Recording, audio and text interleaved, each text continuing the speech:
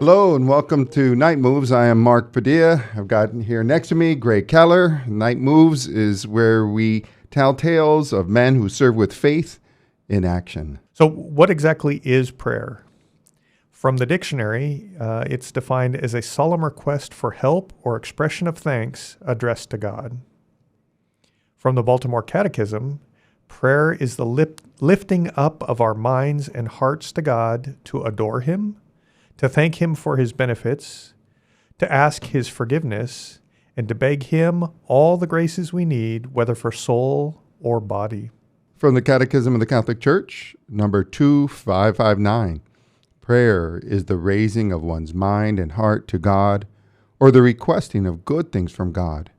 But when we pray, do we speak from the height of our pride and will, or out of the depths of a humble and contrite heart?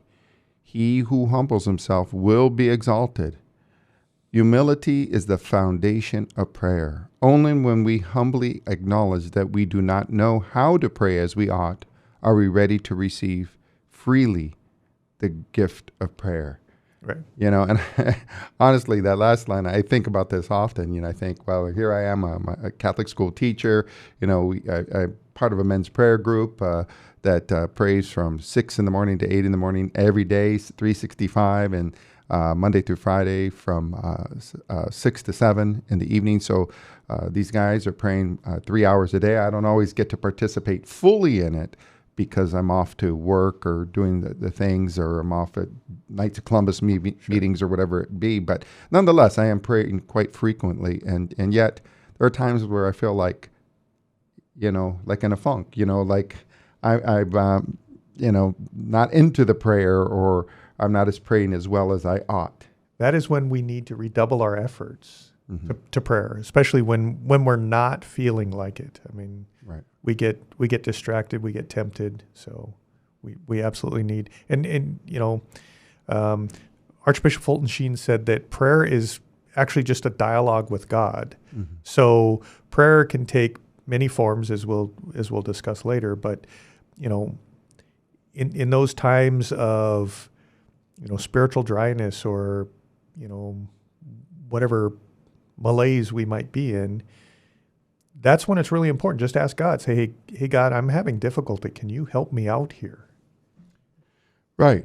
And we know the group that I belong to, and we've had the guys on the show here, St. Michael Shield Prayer Group, we've come to learn that it's that difficulty that really makes it beneficial. It does. It's that day in, day out, waking up at 5 in the morning, 5:30, 5:45, whatever it is, to start praying at 6, and being on for those 2 hours. Right. So, like on the weekends, certainly I'm here. We're recording today on a Saturday, so we're here at the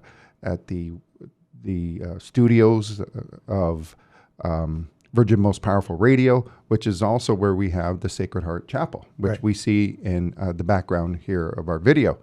And so we open those doors and we're praying at 6 in the morning here. And so it's difficult. Sometimes it's difficult to get up and wake up and do it, but it's really in that difficulty that we get the benefits. Right. As Catholics, we know that life is not easy. It's never going to be easy. We're taking the path least traveled. And, we're rewarded for doing that, for persevering, getting up and doing our prayers when we're supposed to. And I have found when I do that, when I persevere for that, especially when it's difficult, getting up and doing it makes my day go much easier. I don't know what it would be like had I not prayed, right. But even on the difficult days, I find they're not that bad.